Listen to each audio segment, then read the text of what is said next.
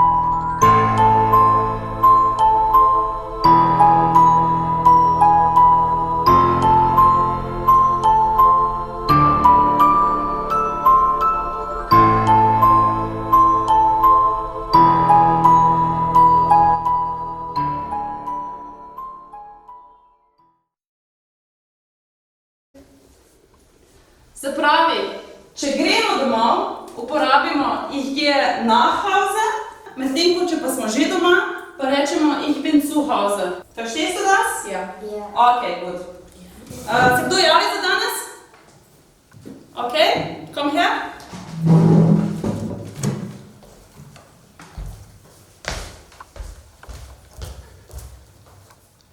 Okay, erste Frage. Sag mir, was hast du heute an? Čakaj tukaj, grem sam preveriti.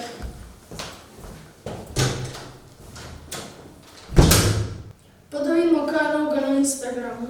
Pa ti si obseden s tem, no. Učiteljica je rekla, da počakam v tišini. Pa si se vidi vedino oglašati. A učiteljica je rekla, da... Volim me, kaj je rekla učiteljica. A se lahko vi nehate krigati pa vdihnete vsi? Kaj je bilo to? Daj, ne gre se dva pogledati, kaj se je zgodilo. Jaz ne. Grem jaz. Gre pa še jaz, da rešim, če kdo napade. Ma daj nehaj.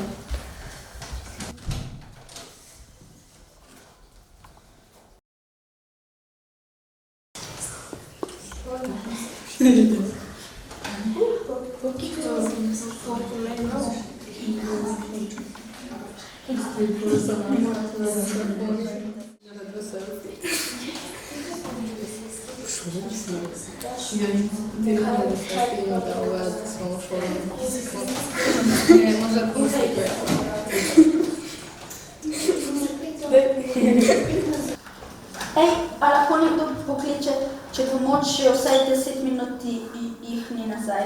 Ja, to je res moč. Šit, ni signala. Da bi moral nalogo delati. No, to je ti pa to je naloga. Ma daj vdihnete, mami, bomo kaj umrli, vi da se pa krigate zaradi naloge. Ej, folk, meni je nekaj padal na železno.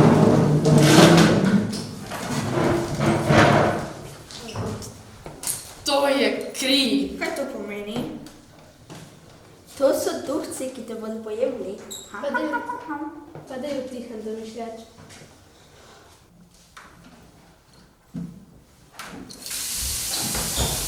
Kaj je to?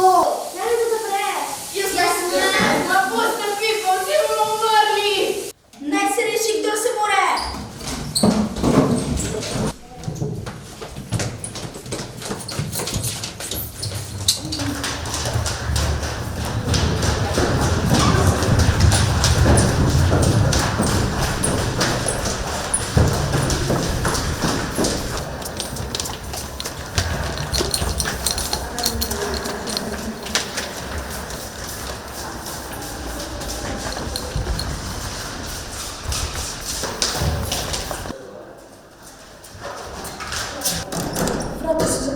Strah me je. Mene je tudi. Ne, a gremo garderobo pogledati. Ok, tle ni nobenega. A lahko zdaj gremo. A slište to?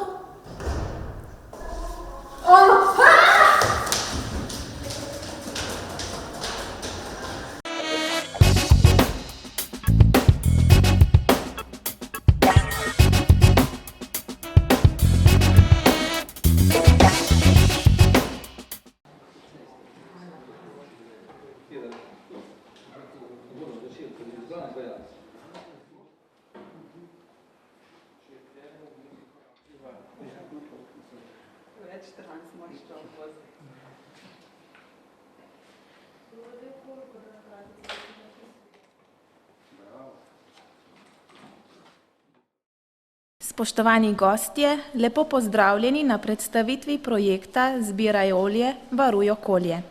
Posebej pozdravljam današnje govornike. Direktorja javnega podjetja Komunala Cerknica, gospoda Antona Krajnca, župana občine Bloke, gospoda Jožeta Dolesa in župana občine Cerknica ter predsednika Las Notranjska Marka Ruparja. Glavni cilj projekta Zbiraj olje, varuj okolje je vzpostaviti sistematično zbiranje odpadnega jedilnega olja ter zbrano odpadno olje uporabiti za izdelavo ekoloških produktov na podeželskem upravičenem območju operacije. Partnerji projekta Zbiraj olje, varuj okolje so bili občina Cerknica, občina Bloke in osnovna šola heroja Janeza Hribarja Stari trg pri Ložu. Vodilni partner projekta je bilo javno podjetje Komunala Cerknica d.o.o., zato besedo predajam direktorju, gospodu Antonu Krajncu. Hvala lepa. Lepo pozdravljeni vsi, pozdravljena partnerja v projektu, občina Cerknica in občina Bloke. Najprej nekaj besed o jedilnem odpadnem olju. Večina ljudi mislim, da to olje zliva bodisi v korito v kuhinji ali pa v školjko in od tod gre olje potem v kanalizacijo, s katero upravljamo mi. Tam se strdi, nastanejo obloge, ki so precej neprijetne, mašijo tudi črpalke v črpališčih. Tisti del olja, ki pa priteče na čistilno napravo, pa je moteč tudi v samem procesu čiščenja. Ljudi nasploh spodbujamo k ločevanju odpadkov, tukaj bom rekel pogojno odpadkov, ker se kasneje izkaže, da nek odpadek je lahko tudi kaj drugega. In če bomo začeli zbirati odpadno jedilno olje, to ne bo nek prelomen trenutek v naših življenjih, bo pa droben korak izmed mnogih potrebnih korakov, ki jih moramo narediti, zato da varujemo naše okolje in da stanje eventualno še izboljšamo. Leta 2019 je Las Notranjska, lokalna akcijska skupina Notranjska, razpisala projekt, na katerega smo se skupaj s partnerji prijavili in potem v letu 2020 dobili septembra potrditev, da smo bili uspešni na projektu.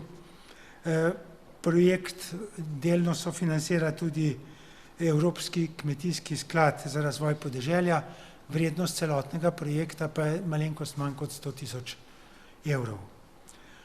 V sklopu projekta smo postavili na 12 lokacijah v občini Cerknica, to so na ekoloških otokih, smo postavili večje zbirne posode, kamor bodo ljudje lahko nosili olje. Potem smo kupili kombi z ustrezno opremo, da bomo to olje iz teh večjih posod prečrpavali in oddajali naprej. Gospodinjstvom pa bomo razdelili 2000 takih le gospodinjskih posodic, so opremljene tudi z lijem, zato da je ljudem olajšano, da je čim manj, prostite, packarije doma s tem oljem, in ko je posodica polna, jo skupaj z ostalimi smetmi, ki jih peljejo na ekološki otok, tudi to odpeljejo in prelijejo v tisto posodo. Poleg tega smo izvedli tudi animacijske, izobraževalne in promocijske aktivnosti, kjer smo ljudi informirali o tem, o pomembnosti zbiranja odpadnega jedilnega olja in možnostih predelave. Potem pa smo naročili tudi izdelavo študije, ki je opredelila možnost predelave tega olja in uporabo kot gorivo.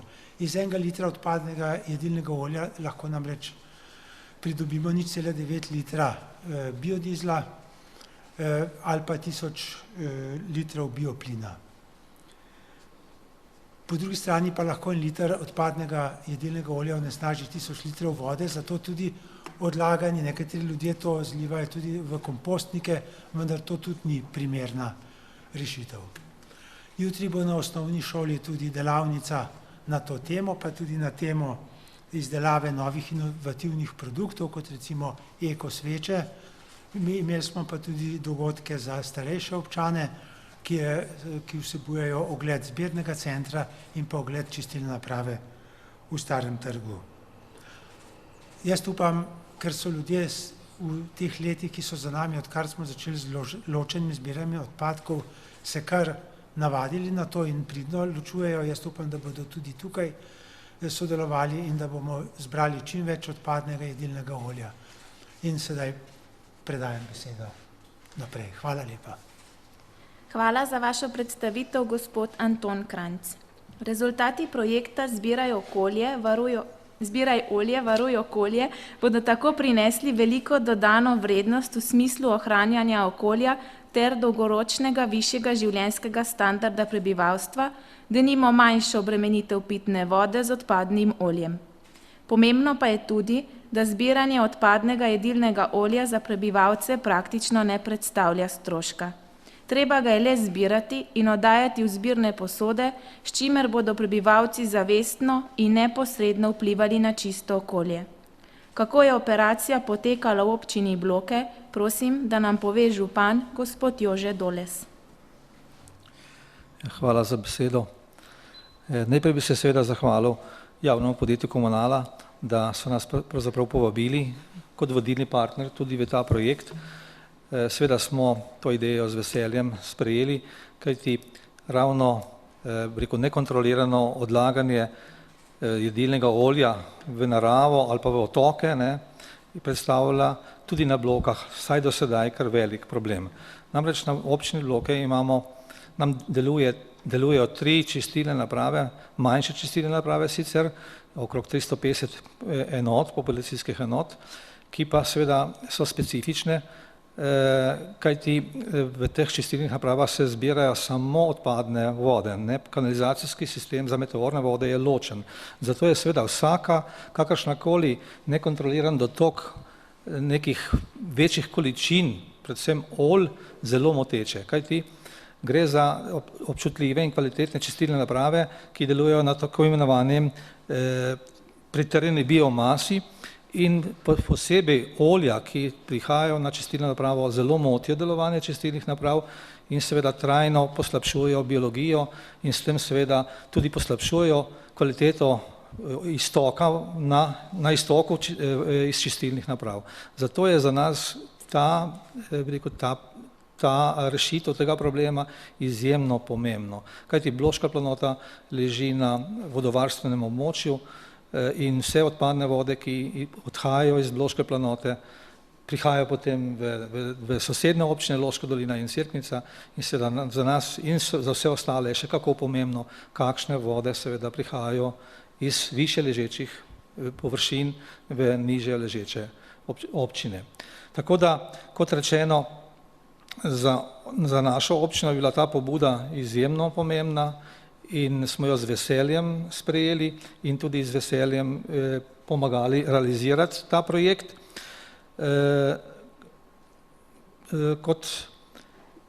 Kot sem rekel, v bistvu bi se tukaj še enkrat zahvalil Komunali, da nas je povabila in pa seveda tudi partnerju občine Cerknica, da smo skupaj realizirali ta projekt. Hvala. Najlepša hvala tudi za vaše besede, gospod Jože Doles. Rezultat projekta bodo tako manj obremenjene čistilne naprave, kanalizacije ter čistejše in zdravo okolje, kar bo pomenilo tudi zmanjšane stroške delovanja in čiščenja javnega komunalnega sistema na območju. Sam namen in predmet operacije sta torej v popolni skladnosti s cilji Las Notranjska. Za nekaj misli prosim njenega predsednika in hkrati župana občine Cerknica, gospoda Marka Ruparja. Hvala voditeljica za prijazno povabilo. Namreč kot predsednik lokalne akcijske skupine Las Notranjska lahko rečem, da smo ponosni, da smo se odločili za svoj las, se pravi 3 notranjske občine, Bloke, Cerknica in Loška dolina za svoj Las Notranjska, ker ugotavljamo, da smo tako bistveno bolj uspešni, kot smo bili v preteklosti v lasu od Idrijce do Kolpe, kjer je bilo ogromno različnih občin z različnimi interesi. tukaj pa imamo nekako skupne interese, zaradi tega smo tudi zelo uspešni med lasi v Sloveniji. Na začetku smo imeli 1 milijon evrov fonda na samem lasu, potem pa smo ga skozi programsko obdobje povečali na 1 milijon 800. Se pravi, še z dodatnimi sredstvi kmetijskega sklada in nekaj kot dodatek na uspešno delovanje lasa. Skupaj je bilo do sedaj potrjenih 34 projektov, en razpis je še v pripravi. Trenutno so pa v lasu izvaja 19 projektov, ki med ostalim prinašajo tudi 7 novih delovnih mest. Največ projektov je z področja turizma, najmanj pa z področja varstva okolja, zato smo bili zelo veseli pobude javnega podjetja Komunala Cerknica, da pristopi k temu projektu zbiranja odpadnega olja iz gospodinjstev. Seveda se zahvaljujem tukaj tudi kolegu županu Jožetu Dolesu, da je občina Bloke pristopila poleg še osnovne šole Stari Trg, da je to večja skupina in da se tudi na tem okolju malo širše naredi, da ni to vezano samo na eno občino, ampak praktično na to našo ožjo Notranjsko, ker si želimo, da bi tudi bodoče bila narava čista, vsaj tako čista, kot smo jo prijeli od naših predhodnikov, ker namreč ta je, kot je rekel direktor Komunale, je majhen korak naprej, ampak glede na vso situacijo, ki jo imamo, pa onesnaževanje tako zraka kot okolja, je dejansko to velik korak za Komunalo, da se razširi čiščenje, se pravi komunalnih odpadkov, tudi na te tekoče odpadke, ker tle je bilo do zdaj praktično nekontrolirano in dejansko ljudje so se lahko izgovarjali, saj ne vemo, kam bi to dali. Zdaj pa teh izgovorov ne bo več, ker bo več kot očitno, da na javnih mestih, pa v zbirnem centru v Cerknici, pa verjetno tudi v zbirnem centru na Blokah, bodo te posode vedno na razpolago, tako da zdaj je naloga na nas, da samo ozaveščamo občanke in občane. To se začne že v vrtcu, tle lahko pohvalim tudi javno podjetje Komunala, da že ima večkrat v gostih otroke iz vrtca, tako da sem doživel primer, ki je otrok iz vrtca 4 leta star rekel, mami, veš, tole se pa ne sme kaj vrčiti. Se pravi, da je seme položeno že v vrtec in dejansko zdaj že otroci učijo starše sortiranje odpadkov in podobne zadeve. Tako da še enkrat čestitke za ta projekt, da je bil uspešno izpeljan. Jaz sem prepričan, da bomo tudi uspešno kampanjo vodili še naprej, da bomo ozaveščali občanke in občane in s tem pripomogli boljšemu okolju. Hvala in lepo vas vse pozdravljam. Tudi vam, gospod Marko Rupar, hvala za zbrane misli. Zaključimo lahko, da operacija Zbiraj olje, varuj okolje pomeni celovit, inovativen in trajnosten pristop k reševanju problematike odlaganja odpadnega jedilnega olja v okolje in to ne samo začasno, temveč z vsemi dejavnostmi in predvidenimi rezultati omogoča trajnost projekta tudi po njegovem zaključku. Pozivam vas, spoštovani gostje, da k zbiranju olje pristopite tudi vi kot posamezniki in vas vabim k postavitvi vprašanj. Če vprašanj ni, ste vabljeni na druženje v predprostor. Ne pozabite na vrečke, v katerih vas čakajo posoda za zbiranje olja, promocijski katalog ter svinčnik z geslom akcije. Zbirno posodo čim prej uporabite, namreč majhen korak, ki ga lahko stori vsak posameznik, pri varovanju okolja pomeni veliko. Zato zbirajmo olje in varujmo okolje. Želim vam lep dan in se vam zahvaljujem za pozornost.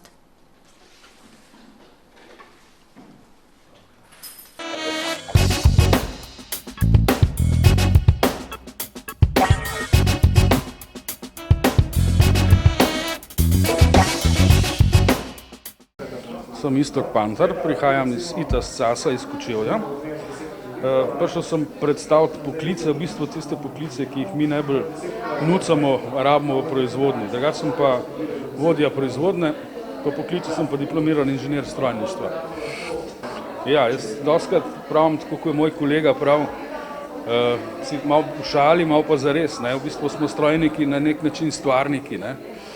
Delamo, bom rekel, iz nič, ustvarimo neke stvari. Meni je to odvedno veselilo in si se odločil še enkrat. Lahko izberejo pot, da grejo najprej, ne vem, Včasih rečemo, da za prakso se boljše obnese, da je najprej, bom rekel, po domače šlosar, da ima poklicno šolo, potem napreduje in doštudira, ne? Potem ima bogate izkušnje in znanje dovolj. Drugače se pa druge poti, greste lahko preko srednje šole ali pa preko gimnazije. Ne?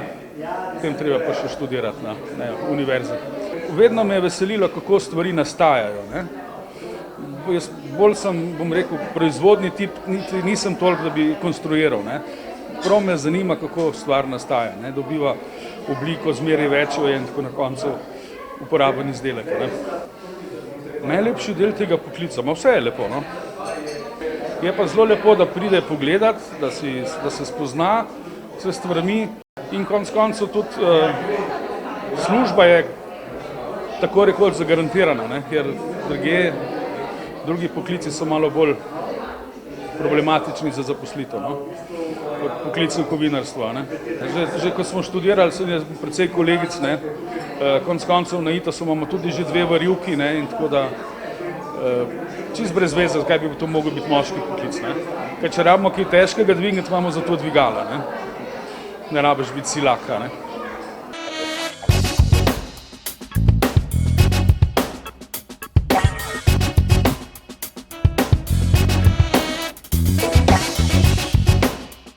Ja, PUMO je v bistvu kratica za program Projektno učenje mlajših odraslih, ki je namenjen mladim, starim med 15 in 26 letom starosti, ki imajo status na eni strani brezposelne osebe, iskalcev zaposlitve ali pa status študenta in pa dijaka in si želijo v bistvu opolnomočenje na trgu dela, si želijo dokončati šolanje ali pa enostavno jim je dolgčas in se nimajo kam dati. Trenutno ne rabiš biti prijavljen na zavodu, zato ker v bistvu vse to mi uredimo in se skupaj s tabo dejansko v bistvu gremo potem prijaviti.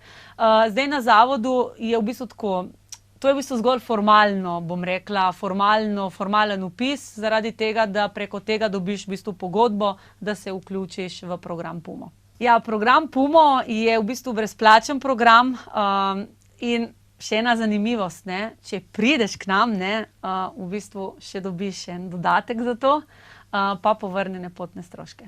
Ja, cilji programa so, da v bistvu opolnomočimo mlade za vstop na trg dela, da jih opolnomočimo oziroma da pridobijo neke določene kompetence, bodisi da so to kompetence iz področja komunikacije, z področja digitalne pismenosti, tudi pripravljamo v bistvu delavnice z področja samopodobe, potem integracije v družbo in pa seveda ne nazadnje tudi pomoč pri učenju in pa seveda iskanju zaposlitve, kar je eden tudi od glavnih prioritet programa. Ja, program v Sloveniji obstaja že 20 let. V Sloveniji trenutno deluje 12 PUMov, ki so res razparcelirani praktično po celotnem območju Slovenije, vsak pokriva svoje območje.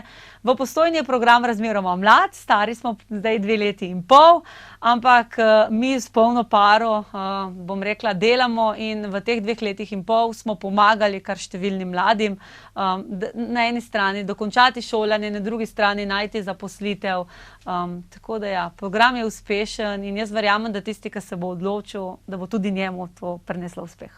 V bistvu pokrivamo udeležence z področja občine Postojna, potem prihajajo z področja Cerknice, prihajajo iz področja Logatca, prihajajo iz Sežane, iz Ilirske Bistrice, skratka celotno primorsko-notranjsko regijo pokrivamo, tako da gre res za, bom rekla, eno tako res veliko območje, ampak tako je.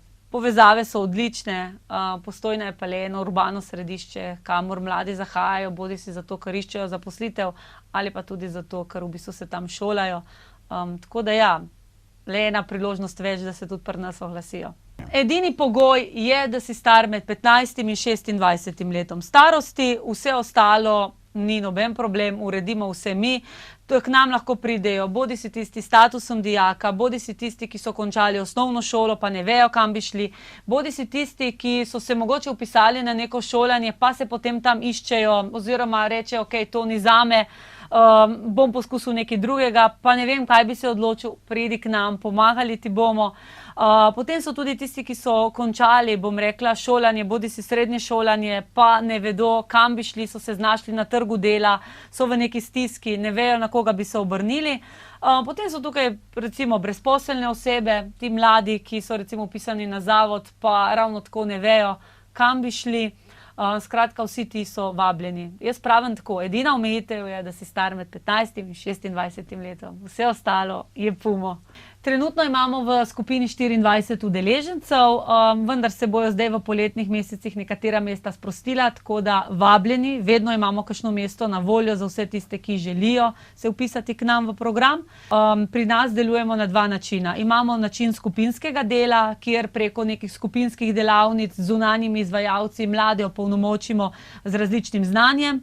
Na drugi strani pa seveda tudi individualno, tako da ima možnost vsak udeleženec se individualno pogovoriti z enim od mentorjev, ima možnost, da mu pomagamo, ne vem, da ga spremljamo k zdravniku, psihologu, tudi v šolo na izpite. Skratka, ima tudi možnost individualnega učenja. Bom rekla, obe sferi dejansko pokrivamo. Tako na eni strani individualno, kot seveda tudi skupinsko, kar je nenazadnje tudi cilj, da se tudi skupinsko v bistvu bom rekla, naši udeleženci družijo, se spoznajo med sabo, postanejo prijatelji.